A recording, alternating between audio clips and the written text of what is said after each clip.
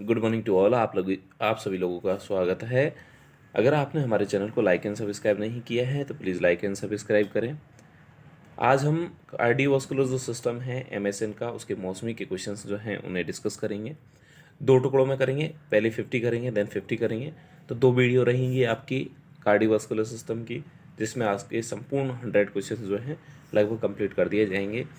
तो देखो, सबसे पहला जो क्वेश्चन है, इसे हम नॉर्थ साइड की दृष्टि से थोड़ा सा जो है फास्ट करेंगे और थोड़ा स्लो में वीडियो जो है आफ्टर नॉर्थ साइड ले आएंगे। अभी नॉर्थ साइड के लिए थोड़ा सा तेज़ करना पड़ेगा। तो आप को किसी को भी अगर कोई समस्या होती है, कोई चीज़ समझ नहीं आती है, तो आप मुझे डायरेक्टली व्हाट्सएप ग्रुप पर या फिर डायरेक्टली कमेंट बॉक्स में जाके क्वेश्चन का आंसर पूछ सकते हैं। A nurse must obtain a client apical pulse place and X over the site where the nurse should place the stethoscope।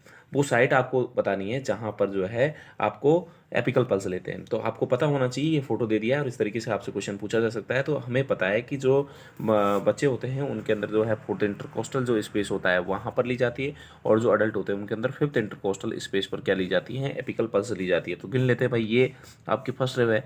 तो एक पहला स्पेस, दूसरा स्पेस, तीसरा स्पेस, चौथा स्पेस और पांचवा स्पेस। तो आपकी ये निपिल को शो कर रहा है लगभग, और ये निपिल को शो कर रहा है मतलब जस्ट इसके सामने ही आप सोच लो ये फिफ्थ इंटरकोस्टल स्पेस दिख रहा है। और फिफ्थ इंटरकोस्टल स्पेस में हम क्या लेते हैं साहब, आप जो है एपिकल पल्स लेंगे। नेक्स्ट क्वेश्चन की तरफ बढ़ते हैं। आपका नेक्स्ट क्वेश्चन जो आएगा वो देख लेते हैं एक बार। नेक्स्ट क्वेश्चन जो आएगा आपका, which client statement indicate an understanding of nurse instruction concerning a Holter monitor. बेटा हॉल्टर मोनीटर जो होता है वो सिर पे लगाया जाता है, पहली चीज़ तो ये समझ में आनी चाहिए, ठीक है ना। Nurse instruction concerning a Holter monitor, the only time the monitor should be taken off is for showering and sleep. कि ओनली जब ही इसे उतारना है जब आप नहाएं और सोएं। देखो बेटा, इसे कभी नहीं उतारना है। हॉल्टर मॉनिटरिंग जो है बैलेंसिंग के लिए होता है, हॉल्टर मॉनिटरिंग कभी नहीं उतारते हैं। The monitor will record my activity and centre if any abnormal rhythm occur. तो मतलब ये रिकॉर्ड करता रहता है एक्टिविटी, ठीक है ना। तो ये इसका मतलब नहीं है कि ये नॉर्मल एक्टिविटी को जो है रिकॉर्ड नहीं करेगा, सबको एक्टिविटी को रिकॉर्ड करता है।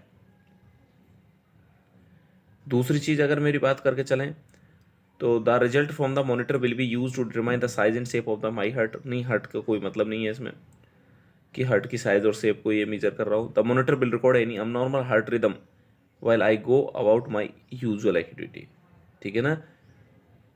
अगर मैं यूजुअल एक्टिविटी कर रहा हूँ और कोई किसी भी तरह की हार्ट के अंदर जो है अब नॉर्मल रिदम होती है तो उसे ये आइडेंटिफाई कर लेता है। क्या आप मेरी बात समझे। तो दूसरा क्यों नहीं हुआ, चौथा क्यों हुआ। The monitor will record my activity, मेरी एक्टिविटी को रिकॉर्ड नहीं करता है, ये हार्ट की एक्टिविटी को रिकॉर्ड करेगा। हॉल्टर मॉनिटर जो है ये आपकी जो है मॉनिटर कर रहा है किसके, हार्ट रिदम को मॉनिटर कर रहा है, नहीं कि खुद की। अब जैसे मैं कुछ काम कर रहा हूँ उसे थोड़ी मॉनिटर कर रहा है, ये हार्ट रिदम को मॉनिटर कर रहा है भाई। तो इस तरीके से ये जब भी मैं कोई यूजुअल वर्क कर रहा हूँ और उस तरह अगर अबनॉर्मल हार्ट रेट आती है, अबनॉर्मल रिदम आती है तो उसे कर लेता है, ठीक है ना। माई एक्टिविटी एंड सिम्टम, सिम्टम और एक्टिविटी नहीं करता है, एक्टिविटी को नहीं करता है, इसलिए ये नहीं हुआ। तो ये इसलिए आंसर हो चुका है। क्लियर होना चाहिए आपका जो है। एक minute,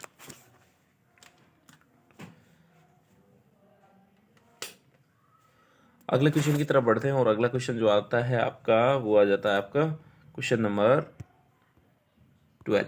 A client with a history of the dysarrhythmia is to wear a Holter monitor for 24 hours often on an outpatient basis. What should the nurse teach the client to while wearing the monitor? जब monitor को पहने हुए हैं तो उसे क्या सलाह देंगे हम। डिसकंटिन्यू मेडिकेशन के मेडिसिन नहीं लें, नहीं ऐसा तो नहीं करना भाई। मेडिसिन जो भी चल रही हैं उन्हें लेना है, बिल्कुल डिसकंटिन्यू। अवॉइड यूजिंग ए माइक्रोवेव ओवन, कि माइक्रोवेव ओवन को जो है यूज़ नहीं करना है।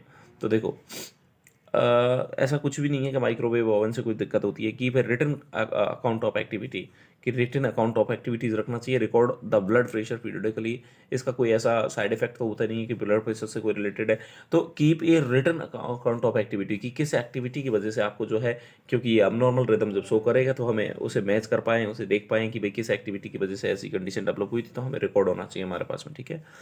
जो नेक्स्ट क्वेश्चन आपका आएगा वो आएगा आपका 13। A client with a dysarrhythmia is admitted to the telemetry for observation. In the morning, the client asks for a cup of coffee. What is the nurse best response? एक patient है जो cup of coffee मांग रहा है, तो हमें क्या करना चाहिए? डिसअरिथमी हुआ है उसे, अब खुद सोचो आप कि देना चाहिए नहीं देना चाहिए। तो कॉफ़ी हमें पता है हार्ट रेट को बढ़ाता है, तो इसे नहीं देना चाहिए। Hot drinks such as coffee are not good for your heart. ठीक है, मतलब हाँ बढ़िया नहीं है, ठीक है। Coffee is not permitted on the diet that was ordered for you, कि तुम्हारी डाइट में जो दी गई है उस पर नहीं, ये शूट नहीं करती है ये। You can not have coffee, I can bring you a cup of tea, tea बनाना है। Coffee has caffeine that can affect your heart, it should be avoided. तो बढ़िया आंसर जो है, ये आंसर बढ़िया लग रहा है। हालांकि ये भी देखो ठीक है कि hot drink such as coffee है, ये आपके हार्ट को अफेक्ट करता है, बट समझे मेरी बात को, क्या चीज़ है और भी ज़्यादा क्लियरिफाई कर रहा है कि कॉफ़ी हैज़ कैफीन, इसमें कैफीन है जो अफेक्ट करेगा यूर हार्ट को, इस शुड बी अवॉइड, इसलिए ये क्या करना चाहिए? अवॉइड करना चाहिए। इसलिए बढ़िया आंसर ये हो जाए। अगला क्वेश्चन देखिए, ए client who had several episode of the chest pen is scheduled for an exercise electrocardiogram. Which explanation should the nurse include when teaching the client about this procedure? ECG कर रहे हैं किसी patient की। अब ये तो समझ रहे होंगे ईसीजी कर रहे हैं तो हमें क्या समझाना है पेशेंट को? This is a non invasive test to check your heart response to physical activity. तो बिल्कुल एकदम बिल्कुल करेक्ट है ये, तो इसमें तो कोई दिक्कत ही नहीं है कि आपकी जो है नॉन इन्वेजिव किसी भी तरह का treatment. This test is definitive method to identify the actual cause of, actual cause हमें पता नहीं लग सकता है ऐसे, ठीक है, हम तो पता लगा सकते हैं, हम नॉर्मल ठीक है। The finding of this test will be minimal assistant in the treatment of angina, कि इसका जो है मिनिमल असिस्टेंट रखता है। नहीं नहीं, ऐसा कुछ नहीं है भाई, बहुत काम का होता है। जो हार्ट से रिलेटेड प्रॉब्लम होती है उनमें बहुत अहम रोल है इसका।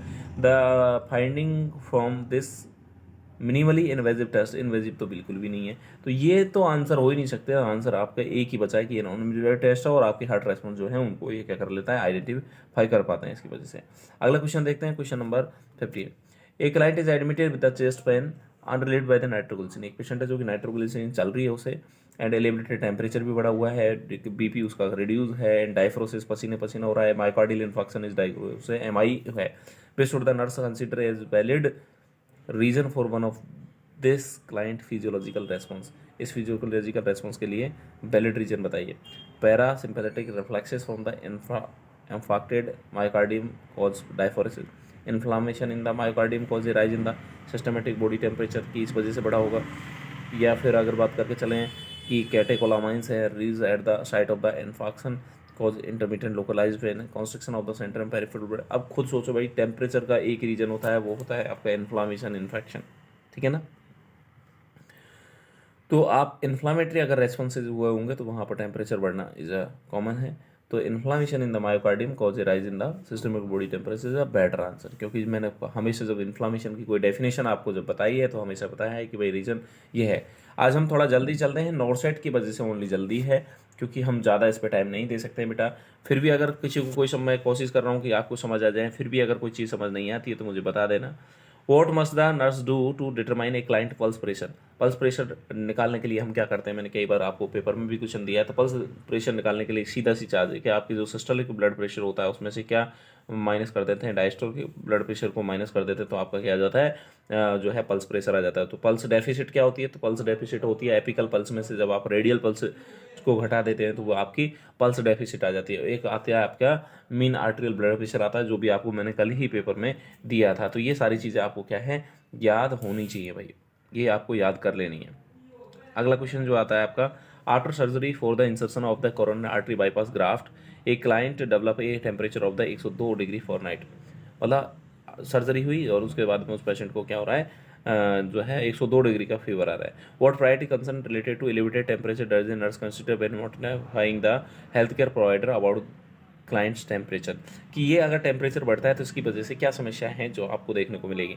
कि ए फीवर में लीड टू द डायफोरेसिस, कि हाँ डायफोरेसिस होगा, बट इससे कोई ज़्यादा इसको सीएबीजी से क्या समस्या है, नहीं समझे मेरी बात। कि अगर किसी पेशेंट को सीएबीजी हुई है, समझो भाई, अगर किसी पेशेंट को सीएबीजी हुई है और सीएबीजी के तुरंत बाद कोरोना आर्टरी बाईपास ग्राफ्ट लगाया है, ग्राफ्ट लगाने के बाद में फीवर बढ़ रहा है, फीवर आ रहा है, टेम्परेचर बढ़ रहा है, तो उससे क्या नुकसान है? तो डायफारेस हो रहा है तो इससे कोई बड़ी दिक्कत नहीं है, पसीने आए तो कोई दिक्कत नहीं है इतनी। पर अगर ये होगा तो कार्डिक आउटपुट बढ़ेगा, कार्डिक आउटपुट बढ़ेगा तो प्रेशर बढ़ेगा, और प्रेशर बढ़ेगा तो सारी समस्याओं की जड़ जो है यहीं से निकलने लगेगी, क्योंकि कार्डिक वर्कलोड बढ़ेगा और जो ग्राफ्ट आपने लगाया वो क्या हो सकता है, दिक्कत कर सकता है। An increase temperature indicate cerebral oedema, cerebral oedema का कोई लेना देना नहीं है यहाँ पे, ऐसा कुछ नहीं बता रहा है। एन इंक्रीज टेम्परेचर में यही साइन ऑफ हेमरेज की, हेमरेज का साइन हो सकता है।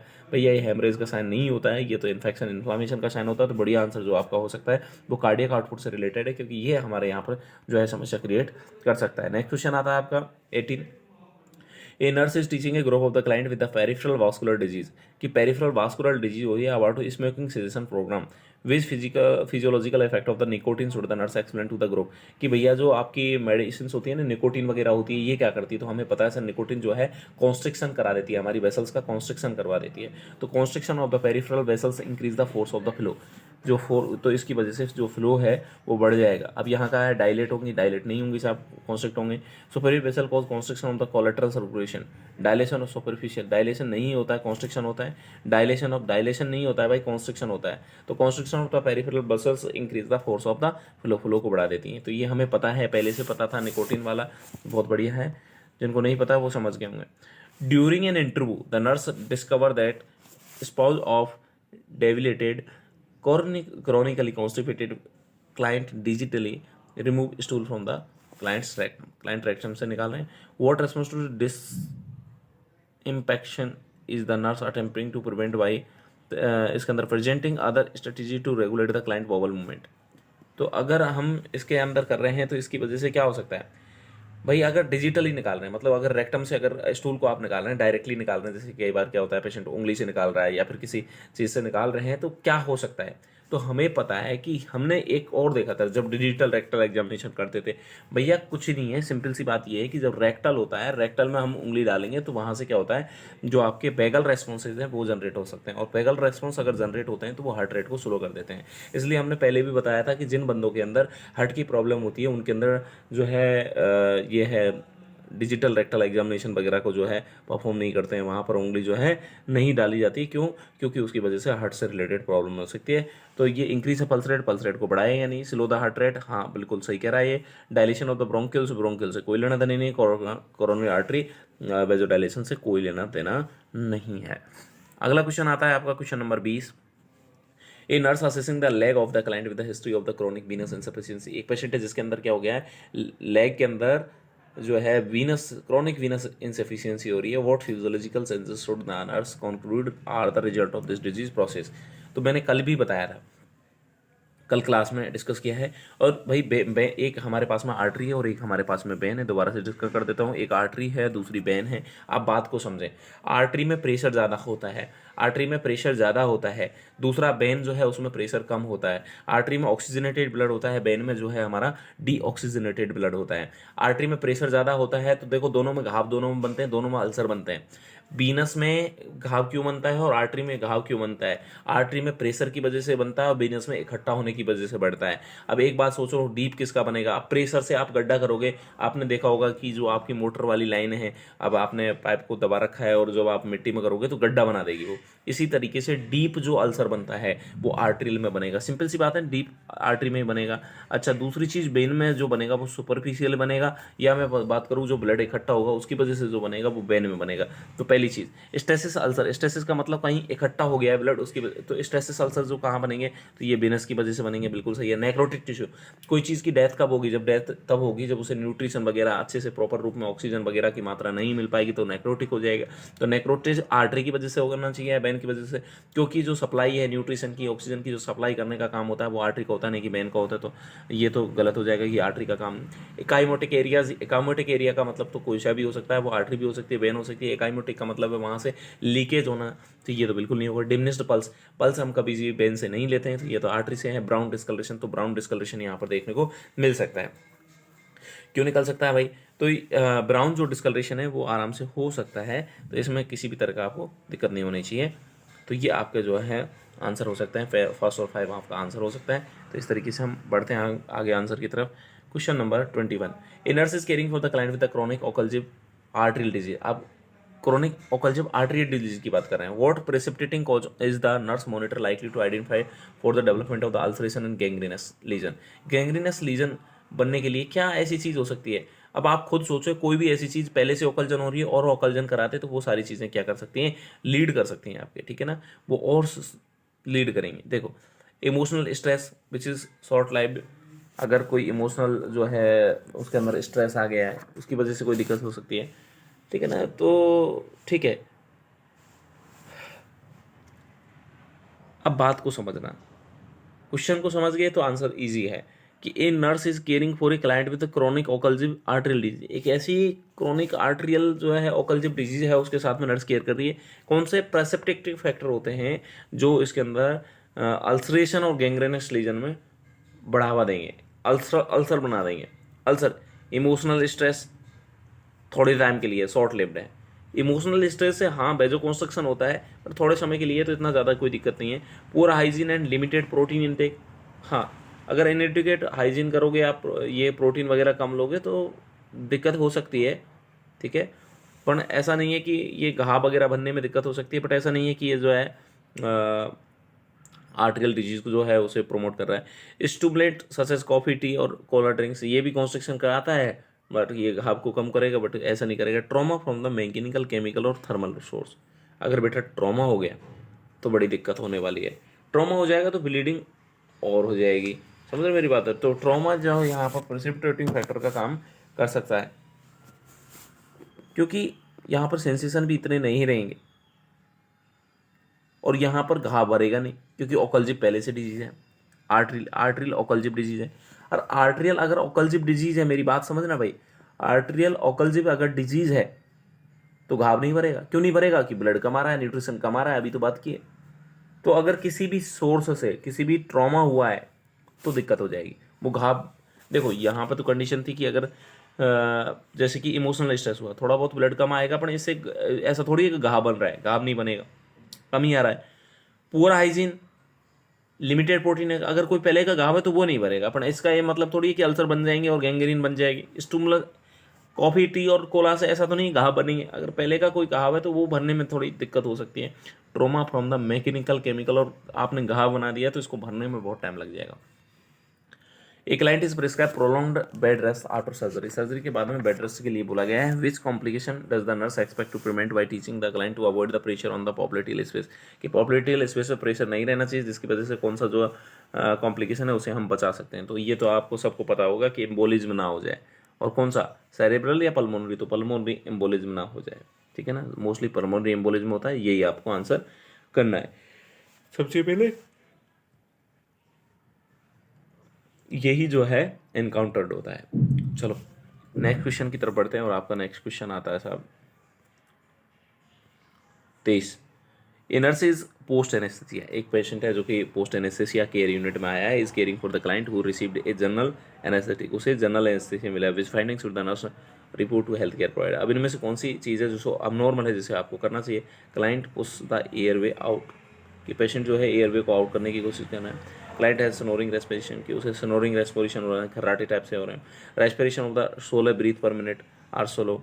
Systolic blood pressure drop from the 130 से 90। अब खुद सोचो बेटा, ईयर वे आउट करेगा, बिल्कुल करेगा, वो तो आपने देखा होगा कभी पेशेंट को तो ऐसे ऐसे खींचता रहता है, तो उसे पता ही नहीं है, तो ये तो इसको इसमें कोई दिक्कत नहीं है, अब नॉर्मल नहीं है बिल्कुल भी, भाई करेगा, ये तो हम एक्सपेक्टेड कर रहे हैं कि ऐसा वो करेगा ही करेगा, ठीक है ना।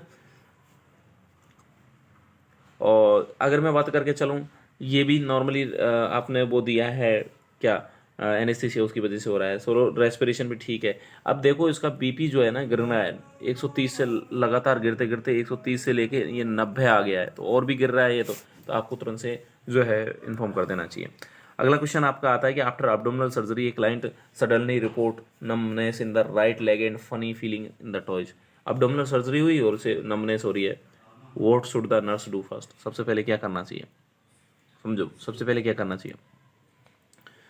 तो elevate the leg and tell the client to drink more fluid, fluid पीने के लिए बोलो, तो ये ऐसी कोई फ्लूइड वाली समस्या ही नहीं लग रही मुझे है।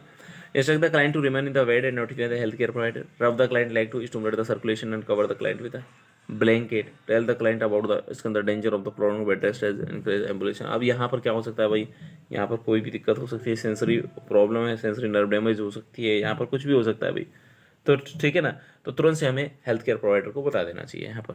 तो आपका काम जो रहेगा यहाँ पर, इंस्ट्रक्ट द क्लाइंट रेमेन, उसे बोलें कि भैया वो वहीं रहे, बेड में रहे, और उसे तुरंत से क्या कर देंगे, हम इन्फॉर्म कर देंगे। क्वेश्चन नंबर 25 है, after bilateral lumbar sympathectomy a client has a sudden drop in the blood pressure blood but there is no evidence of the bleeding, bleeding नहीं हो रही है, समझो मेरी बात। सिम्पैथेक्टोमी कर दी है आपने लंबर, और उसके अंदर ब्लीडिंग भी नहीं हो रही है, पर ड्रॉप ब्लड प्रेशर डायरेक्ट गिर रहा है, तो what should the nurse do identify as the most likely cause of the blood pressure में गिरने का कारण क्या हो सकता है। ब्लड प्रेशर गिरने का कारण क्या हो सकता है। Inadequate fluid intake, consequence of the anaesthesia, increase level of the epinephrine, ये relocation of the blood supply इधर उधर हो गई है भाई, समझ रहे हो मेरी बात। तो इधर उधर रीसप्लाई हो गया, उसका रीअलोकेशन हो गया है, तो यही कारण हो सकता है। एपिनेफ्रिन से घटेगा नहीं, एनेस्थीसिया के कॉन्सिक्वेंस से ऐसा नहीं हो रहा है वो।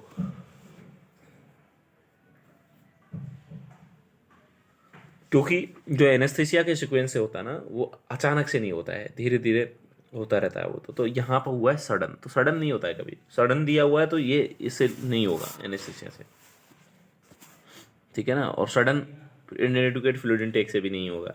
तो क्वेश्चन ही एक ही आंसर बचा है हमारे पास में, और कोई आंसर बचा ही नहीं है हमारे पास में। अगला क्वेश्चन आता है आपके पास में कि a nurse inspect a 2-day-old intravenous site and identifies erythema, warmth, and mild edema. The client report tenderness when the area is palpated. What should the nurse do first? A nurse inspect a 2-day-old intravenous site. 2 दिन पहले intravenous site लगाई, उसे देख रही है, इरिदिमा है वहाँ पर, वार्मथ है वहाँ पर, क्या हुआ होगा खुद ही समझ गए होंगे कि क्या हुआ है और क्या कर रहे हैं। खूब अच्छे बताया, वहाँ पर इन्फ्लामेशन हो सका है। सबसे पहले क्या करेंगे वहाँ पर, डिसकंटिन्यू क्या करेंगे, इन्फ्यूजन को डिसकंटिन्यू कर देंगे साहब। अच्छे से रच रच के पढ़ाया ये चीज़ें। अगली चीज़, while convalescing from the abdominal surgery a client develop thrombophlebitis. Convalescing का मतलब होती है लास्ट स्टेज होती है हमारी रिकवरी की, ठीक है ना। Which clinical indicator of the client complication should the nurse expect to identify when assessing the client. क्या चीज़ है जो देखने को, थ्रोम्बोफ्लेबाइटिस अगर हुआ होगा तो क्या देखने को मिलेगा। तो थ्रोम्बोस बना है, पेन होगा नहीं होगा भाई, पेन होगा। इंटरमीडिएट क्लैडिकेशन होगा या नहीं होगा, क्लैडिकेशन क्यों होगा भाई इसमें, ठीक है ना। ये इंटरमीडिएट क्लैडिकेशन नहीं होगा, ये तो आर्टरियल क्लैडिकेशन का मतलब ब्लड की सप्लाई कम हो रही है, वो इससे मतलब नहीं है उसका। Redness in the affected area, redness होगी, हाँ इकट्ठा एक लौट है तो होगी। पीटी की इडीमा थोड़ी ना हो रहा है वहाँ पर भाई। एकामेटिक एरिया अराउंड, एकामेटिक एरिया नहीं होगा, लोकल वाम, हाँ बिल्कुल होगी। तो 1, 3 और 6 यहाँ पर आंसर हो सकते हैं भाई। कोई भी क्वेश्चन अगर समझ में नहीं आए तो प्लीज़ बता देना। दूसरी चीज़, हम थोड़ा सा फास्ट इसलिए भी हैं आज कि नॉर्थ साइड का जो है आपको सिलेबस को थोड़ा सा कवर करने की कोशिश कर रहा हूँ मैं, कि कार्डिक सिस्टम जितने सिस्टम हो जाए उतने कर देते हैं। ए client who had surgery 24 our एगो रिपोर्ट्स पेन इन द काफ।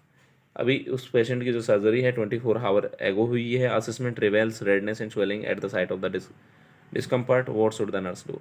जहाँ डिस्कम्फर्ट हो रहा है ना काफ के अंदर, जो आपकी पिंडली की मसल पिंडली है वहाँ पर हो रहा है, वहाँ पर रेडनेस भी दिख रही है और स्वेलिंग भी दिख रही है। तो इसका मतलब क्या हो सकता है, क्या करेंगे आप कि बोथ लेग डिपेंडेंट की डिपेंडेंट रखें, नोटिफाई करें, अप्लाई बाम सॉक करें, एडमिनिस्टर द प्रिस्क्राइब एनाल्जेसिक करें। तो आप बाम सॉक वगैरह तो क्यों नहीं करेंगे कि वहाँ पर हो सकता है क्या हो, क्लॉट वगैरह हो, थ्रोम्बस वगैरह हो, तो इसलिए नहीं करते हैं, तो नोटिफाई कर देते हैं। अगला क्वेश्चन की बात करते हैं, और अगला क्वेश्चन आ जाता है आपका, a nurse assessing the arterial perfusion place X over the site of the pulse that assess determine the maximum arterial perfusion distal to the operative site. कहाँ गया आपका फोटो, देख लो। अच्छा ये फोटो दिया हुआ है आपको, समझ गए होंगे। क्वेश्चन समझे या नहीं समझे।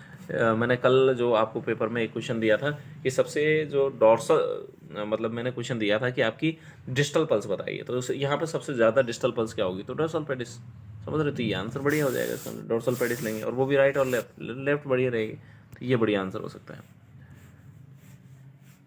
ठीक है भाई। अगले क्वेश्चन की तरफ आता है, nurse is teaching a client about the use of the anti embolism stocking, what instructions should the nurse include. Anti embolism stocking क्यों पहनते हैं, ये मैंने फोटो भी दे चुका हूँ आपको, समझा भी चुका हूँ। Keep the stocking one on 2 hours end of 2 hours, की हमें 2 घंटे पहननी है, 2 घंटे उतार देनी है।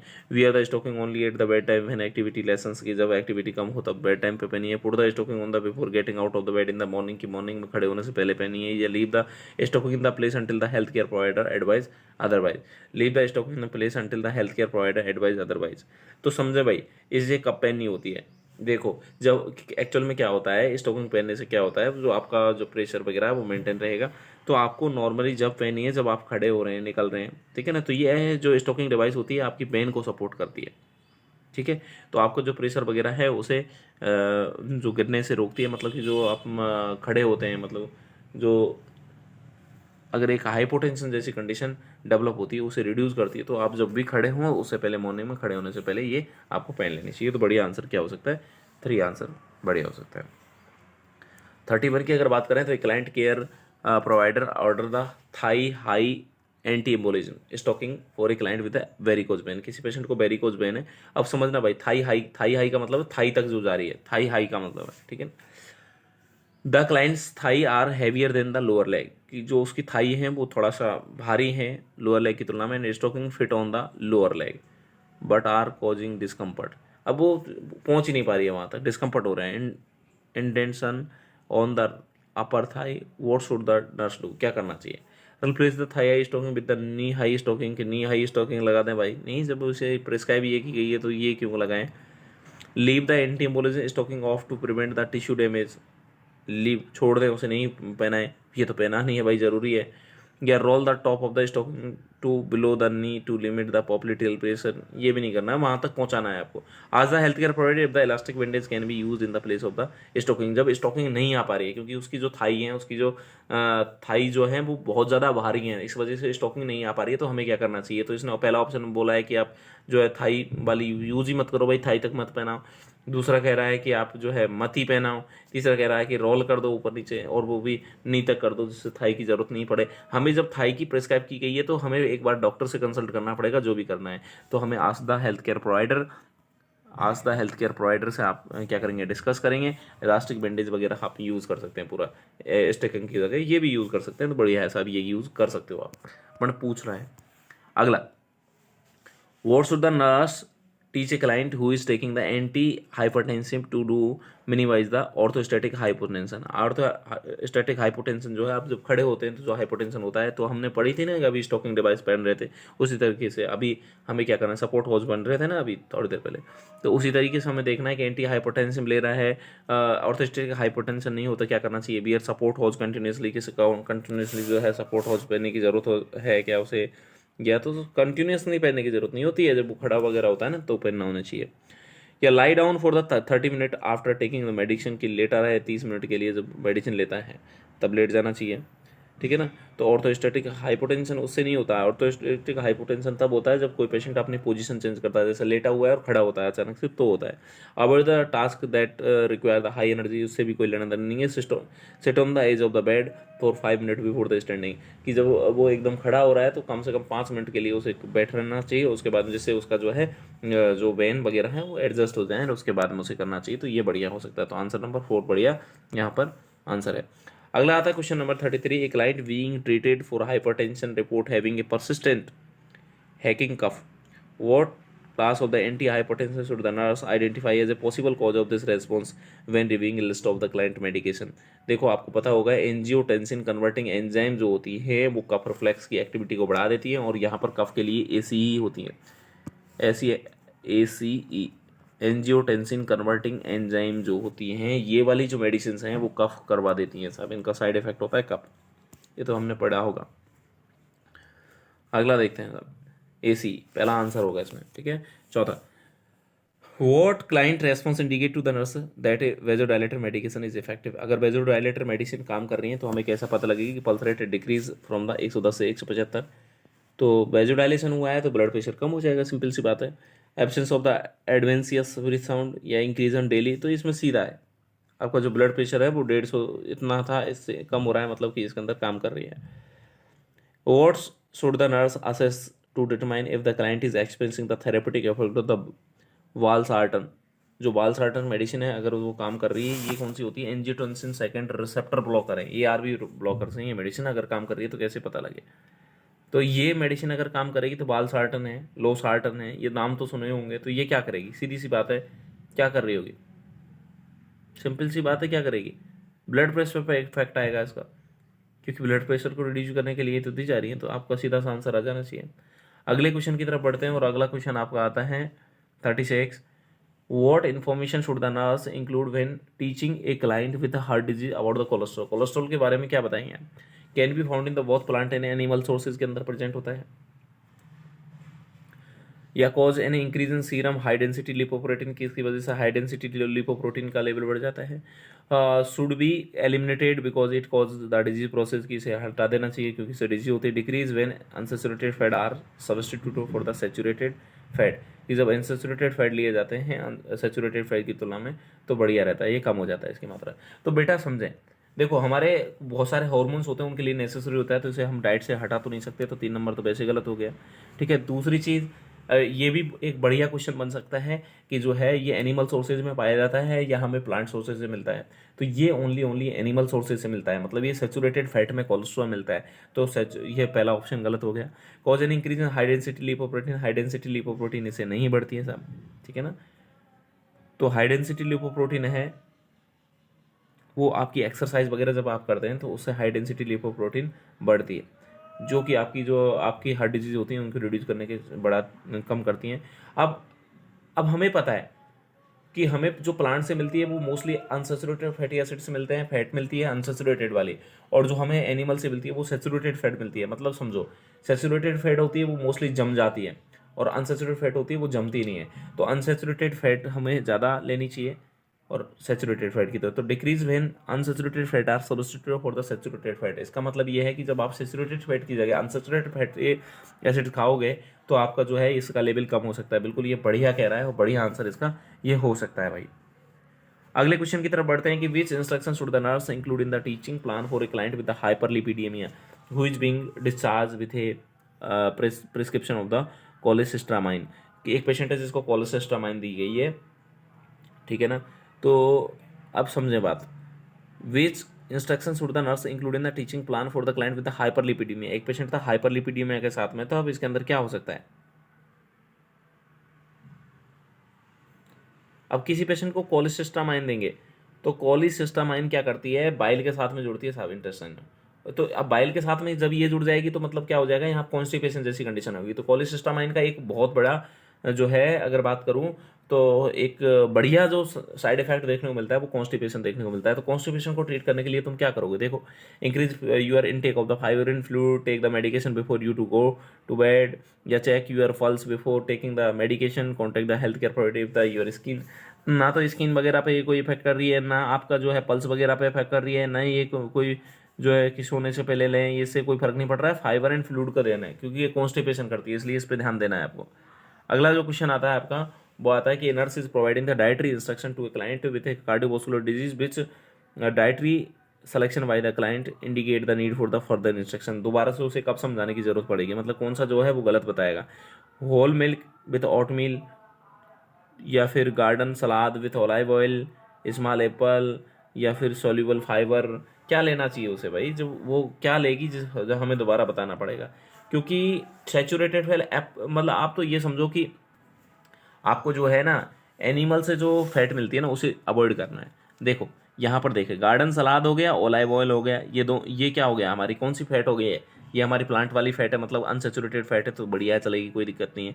अच्छा, दूसरी टूना फिश की बात करके चल रहा हूँ, किसकी बात करके चल रहा हूँ, जो फिश वगैरह होती है ना बेटा, फिश वगैरह में ओनली मोस्टली जो है आपको कम ही ऑयल वगैरह, इसका ऑयल तो वैसे भी बढ़िया माना जाता है, आपको पता होना चाहिए, तो इसमें कोई दिक्कत ही नहीं है। Soluble fibre serial with skim milk, skim milk का मतलब है जिसमें से फैट निकाल लिए, तो ये तो बढ़िया है। अब ऊपर वाला देखो, आप मिल्क की बात कर रहे हैं, तो मिल्क में तो हमारा एनिमल हो गया और फिर सैचुरेटेड फैट हो गया, ठीक है, तो ये तो बिल्कुल भी हमें यूज नहीं करना है। तो इस तरीके से अपना ये क्वेश्चन कंप्लीट हो जाता है। नेक्स्ट क्वेश्चन 39 है, तो इसमें इस तरीके की डाइट वगैरह से क्वेश्चन आपसे पूछा नहीं जाता है, तो आप इसमें ज़्यादा टेंशन नहीं लें। नेक्स्ट क्वेश्चन आ जाता है आपका 40 number, which instruction should the nurse include in the teaching plan for a client who will be taking the simvastatin when discharge. Simvastatin जब कोई पेशेंट ले रहा है तो उसे हमें जो है टीचिंग में क्या आप इंक्लूड क्या करना है, आपको क्या समझाना है उसे, समझ रहे हो मेरी बात, ये अब आप समझ गए होंगे क्या क्या समझाना है।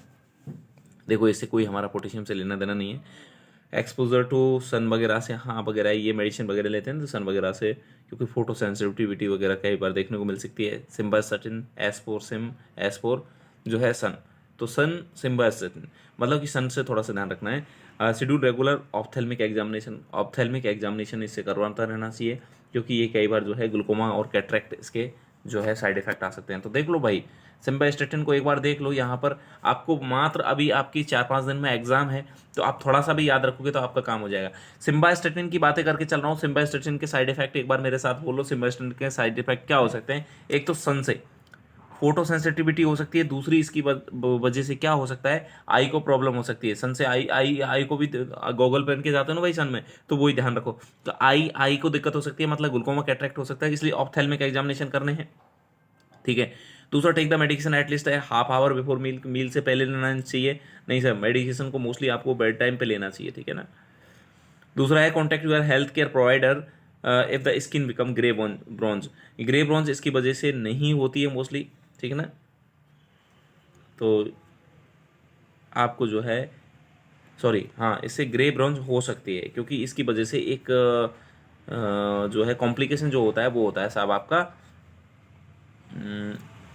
रेहेब्डोमायोलाइसिस। रेहेब्डोमायोलाइसिस मतलब कि इसके अंदर जो आपकी मसल्स है वो टूटने लगती हैं। अब मसल टूटेगी तो समझ रहे हो आप बात को, तो ये खतरनाक कॉम्प्लिकेशन हो सकता है, इसलिए हेल्थ केयर प्रोवाइडर को भी आप इन्फॉर्म कर सकते हैं। और स्किन बिकम अगर ग्रे ब्रॉन्ज होती है, आपको पेन वगैरह भी होगा, मस्कुलर पेन होगा, तो आप ऐसे याद रख सकते हैं ESR याद रख सकते हैं। किसमें? आपके सिम्वास्टेटिन के इसमें आई की प्रॉब्लम है, सन से फोटो सेंसिटिविटी और आर का मतलब रेहेब्डो मायोसिस हो रहा है यहाँ पर, तो ये आप थोड़ा सा याद रख सकते हैं। 41 की अगर बात करके चलें तो 41 अगर आप बात कर रहे हैं तो 41 कर लेते हैं सर, कि एक जो है, एक मिनट, ठीक है।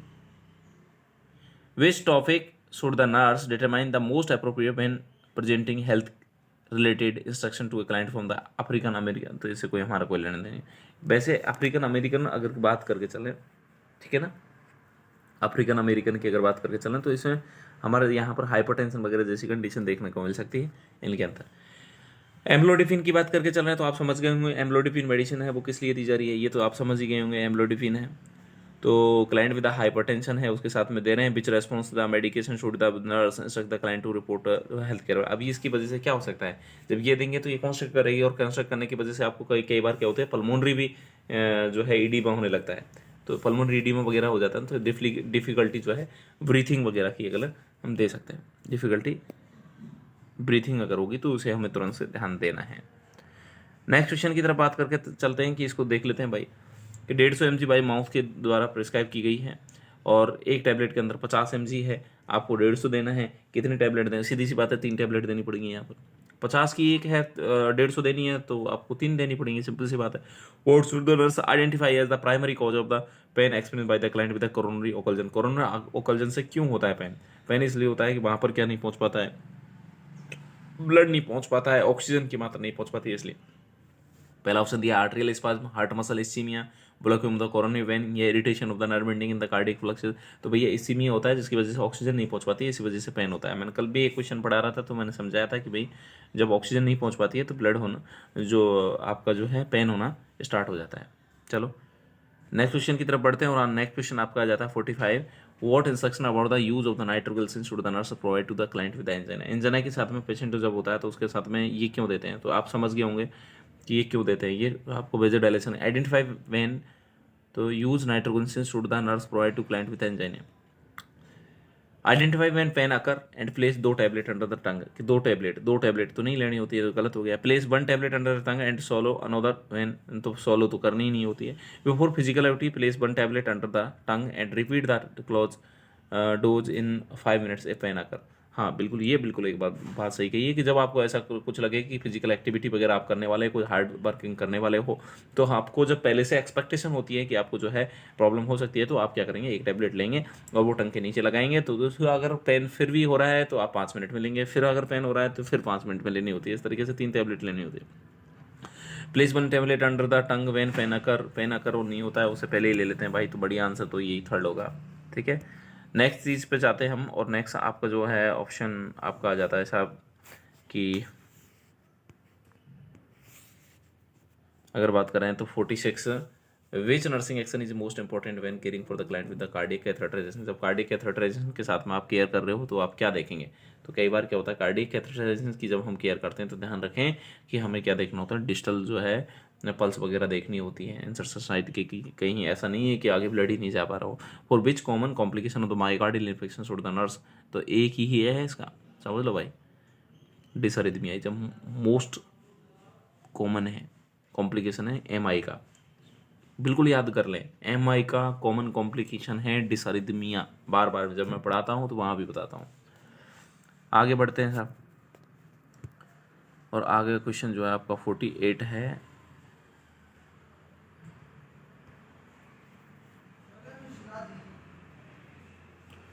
A nurse prepare a client for the insertion of pulmonary artery catheter. What information can be obtained from the monitoring the pulmonary artery pressure? जब आप pulmonary artery से प्रेशर लेते हैं तो इससे क्या इन्फॉर्मेशन मिलती है आपको? तो वेंट्रिकुलर फंक्शन के बारे में आपको जानकारी मिल जाती है। आप तो मोस्टली वहाँ से निकालना चाहते हो और आपको क्या लेना देना है, किसी से कोई मतलब नहीं होता है। तो लेफ्ट वेंट्रिकल के जो फंक्शंस हैं वो हमें यहाँ से पता लग जाते हैं सब। अगला देखें, an older adult client with a cerebral arteriosclerosis admitted with the arterial fibrillation is started on a continuous heparin infusion. What clinical finding जो है enable the nurse to conclude that the anticoagulant therapy is effective? अगर anticoagulant therapy effective होती है, अपना काम कर रही है, तो हमें कैसे पता लगे कि ये बढ़िया से काम कर रही है? तो हमें पता है साहब कि इसके अगर हेफेरिन थेरेपी काम कर रही होगी तो अब जैसे कि इसमें APTT दिया हुआ है, तो APPT तो APPT देख लेते हैं, वैल्यू देख लेते हैं। तो इसका वैल्यू देखने से हमें पता लग जाता है, ट्वाइस हो जाती है यूजुअल वैल्यू का। What specifically should the nurse monitor when a client is receiving a plate aggregation inhibitor such as the clopidogrel? तो अगर प्लेटलेट एग्रीगेशन को आप रोकोगे तो ब्लीडिंग हो सकती है, एपिस्टैक्सिस, इसका कॉमन जो है साइड इफेक्ट आपको देखने को मिल सकता है। नेक्स्ट अगर बात करके चलें तो question number 52, a client receiving the warfarin, तो वारफेरिन जब किसी पेशेंट को चलती है तो हम क्या देखते हैं, तो हम INR देखते हैं। APTT किस में देखते हो, तो APTT हम किस में देखते हैं साहब, जब हम क्या देते हैं, हेफेरिन देते हैं। What should the nurse teach a client to expect when preparing for discharge after surgery of the coronary artery bypass graft? Coronary artery bypass graft जो है उससे जब आप सर्जरी करके जब जा रहे हो तो आप क्या समझा रहे हैं साहब उसे, ठीक है ना? Mild fever and extreme fatigue for several weeks after the surgery, cessation of the drainage from the incision after hospital, mild incision pain हो सकता है, tenderness up to 3 जो है वीक हो सकती है, some edema in the leg used for the donor graft is expected। जहाँ से आपने डोनर किया ना, ग्राफ्ट लिया है, वहाँ तो कोई edema होना कॉमन है, कोई इशू ही नहीं है वहाँ पर, ठीक है। 54 की बात करके चलें तो आप खुद सोचें कि एक डिगोक्सिन लिया है 0.25 mg डेली ले रहा है। What changes does the nurse expect to find if the medication is therapeutic effective? अगर मेडिसिन काम करेगी तो डिगोक्सिन क्यों देते हैं? लेफ्ट वेंट्रिकल फेलियर है, उसके लिए डिगोक्सिन दे रहे हैं। अगर मेडिसिन काम करेगी तो क्या क्या देखने को मिलेगा? देखो, काम करेगी तो ब्लड सप्लाई अच्छे से करेगी, ब्लड सप्लाई अच्छे से करेगी, डायरोसिस होगा, बिल्कुल होगा सर। दूसरा, टेकीकार्डिया होगा क्या? नहीं, टेकीकार्डिया नहीं करती है। इसका जो साइड इफेक्ट जो है डिक्रीज हार्ट रेट का कम करना होता है, तो ये तो बिल्कुल नहीं होगा। डिक्रीज ईडीमा, जो ईडीमा क्यों हो रखा था? क्योंकि ब्लड पंप नहीं हो रहा था, तो ईडीमा हो रहा था, तो क्या ईडीमा कम होगा? बिल्कुल ईडीमा कम हो जाएगा। डिक्रीज पल्स रेट कम हो जाएगी, हाँ बिल्कुल, अभी तो बोला था कि पल्स रेट कम करेगी। रिड्यूस हार्ट मर्मर को ये कम करेगी क्या? तो अगर मैं बात करके चलूँ, हार्ट मर्मर जो है उसे किसी भी तरीके से कम कर सकती है क्या ये? तो ये हार्ट मर्मर का काम किसका है? वॉल्व का है। वॉल्व पे काम करती है कि वॉल्व पे काम नहीं करती है? ये तो कॉन्ट्रैक्शन को उड़वाती है, ठीक है। जुगुलर वेन डिस्टेंशन नहीं करेगी भाई, ईडीमा को कम कर रही है तो कम ज़्यादा थोड़ी करेगी, ये तो कम करेगी। तो इस वजह से अपना जो आंसर है वो आपके आंसर आ जाएंगे 1, 3, 4 आ जाएंगे। अगले क्वेश्चन की तरफ बढ़ते हैं, और अगला क्वेश्चन आपका आता है 55, और a nurse identify sign of the electrolyte depletion in a client with heart failure who is receiving the bumetanide and digoxin, what does the nurse determine the cause of the depletion? मतलब इसके अंदर जो है electrolyte डिप्लोशन होने का कारण जानना है हमें। तो इसमें क्या होगा? डायरेटिक थेरेपी की वजह से, या फिर सोडियम रेस्ट्रिक्शन की वजह से, या कंटिन्यूस डिस्निया की वजह से, नेटिक और नेटिक। तो हमें सबसे पहली सी बात है, diuretic therapy that affect the loop of the Henle, तो वो डायरेक्टली जो है पोटेशियम एक्सक्रीशन या फिर जो है इनके सोडियम पोटेशियम सबका ये क्या कर देती है? एक्सक्रीशन कर देती है। बढ़िया आंसर हो सकता है। एक client is a cardiogenic shock, what explanation of the cardiogenic shock should the nurse include when responding to family member question about the condition? जब उसके फैमिली मेम्बर पूछे तो आप किस तरीके से रेस्पॉन्स करेंगे कार्डियोजेनिक शॉक का? एन इरिवर्सिबल फिनोमेना है कि ये दोबारा जो है सही नहीं हो सकता। ये failure of the circulatory pump की जो पंप है वो फेल हो गए हैं। यूजली ये fleeting reaction to the tissue injury, या generally cause by the decrease blood volume. तो भैया अगर ब्लड वॉल्यूम का कम होने की वजह से होता है तो उसे हाइपोवोलेमिक शॉक बोलते हैं, उसे कार्डियोजेनिक शॉक नहीं बोलेंगे। कार्डियोजेनिक मतलब पंप काम नहीं कर रहा है, तो इसे हम बताएंगे कि ये फेलियर ऑफ द सर्कुलेटरी जो पंप है वो फेलियर हो गया है, तो ये उसका कारण बताएंगे। अगला क्वेश्चन आता है, what clinical indicator is the nurse most likely to identify when completing a history and physical assessment the client with the complete heart block.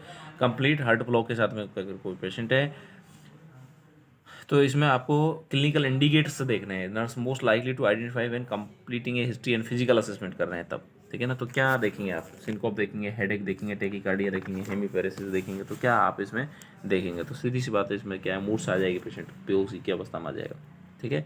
अगला देखें 58, a nurse in the emergency department is assigned to care for the 4 client with serious health problem. Which client is problem with should the nurse identify priority? सबसे पहले कौन से को लें, head injury को, fracture को, वेंट्रिकुलर फिब्रिलेशन को, या पेनिट्रेटिंग अबडोमिनल अबाउंड को, कौन से पहले पेशेंट को सबसे पहले लें। तो समझ गए, वो वेंट्रिकुलर फिब्रिलेशन वाला पेशेंट सीधा चला जाएगा, इसलिए सबसे पहले इसी को लें। While a pacemaker catheter is being inserted, the client's heart rate drop 38 beat per minute. Heart rate कम हो गई है, ठीक है। What medication should the nurse expect the health care provider को प्रिस्क्राइब, ऐसी कौन सी मेडिसिन है जो कि हार्ट रेट को बढ़ाएगी। सीधी सी बात है, हार्ट रेट को बढ़ाने वाली मेडिसिन दे दो जल्दी से। तो यहाँ पर अपन क्या देंगे, एट्रोपिन सल्फेट देंगे इस पेशेंट को, ठीक है ना, ये देनी पड़ेगी। तो वो क्या कर देगा, बढ़ा देगी इसको, बेगल जो स्टिमुलेशन है ना उनको कम करेगी और ऐसे नेट अपना काम कर पाएगी वो। और आज का जो अभी का जो लास्ट क्वेश्चन है इस बैच का वो देख लेते हैं, उसके बाद में आपका दूसरी वीडियो जब मिलेगी तो उसमें आपका जो है कार्डियक सिस्टम कंप्लीट हो जाएगा। कुछ चीज़ें हैं जो थोड़ी फास्ट हैं बट फिर भी आपके लिए यूजफुल है, आप इसमें भी बहुत सारी चीज़ें सीख सकते हो। ए client with the bundle branches block is on A cardiac monitor, what ECG changes occur changes should the nurse identify on the clients cardiac monitor. एक पेशेंट है उसे बंडल ब्रांच ब्लॉक हुआ है, तो क्या देखने को मिलेगा उसे बंडल ब्रांच ब्लॉक पे, ठीक है। तो सैगिंग, एसटी सेगमेंट की सैगिंग हो जाएगा, ठीक है। दूसरा जो है absence of P wave configuration, inverted T wave follow each QRS, या widening of the QRS complex to a minimum 0.12 seconds. तो क्या हो सकता है, बंडल ब्रांच जो ब्लॉक है वो interfere with the conduction of the impulse from the A B node to ventricle में जो जा रही है, आपकी जो सप्लाई ए बी नोड से जो सप्लाई हो रही है और वो किधर की तरफ जो जा रही है, जो आपके वेंट्रिकल्स की तरफ सप्लाई जा रही है, उसे रोक देगी, ठीक है ना। इस वजह से आप समझें कि इसमें जो सबसे ज़्यादा अफेक्ट होने वाला है वो क्यूआरएस कॉम्प्लेक्स अफेक्ट होगा, वो उसमें ज़्यादा टाइम लगेगा। तो widening of the QRS complex to minimum of 0.12 second is a better answer. समझ गए होंगे क्यों हुआ है ये, क्योंकि आपका जो बंडल ब्रांच है वो सप्लाई कहाँ से कर रही है, ऐसे node, A B node, bundle branch. तो ए बी नोड जो है आपके जो है ऊपर वाला जो एट्रियम है उस तर तो सप्लाई हो चुकी है, वेंट्रिकल में सप्लाई को रोक देता है। अगर वेंट्रिकल में सप्लाई रुक रही है मतलब क्यूआरएस कॉम्प्लेक्स अफेक्ट हो रहा है, तो क्यूआर कॉम्प्लेक्स में ज़्यादा टाइम लगेगा, मीन्स वाइड हो जाएगा, ये इसका बेटर आंसर हो सकता है। अगर जिसने लाइक एंड सब्सक्राइब नहीं किया है प्लीज़ लाइक एंड सब्सक्राइब करें, दोस्तों को शेयर करें अपने। Thank you so much.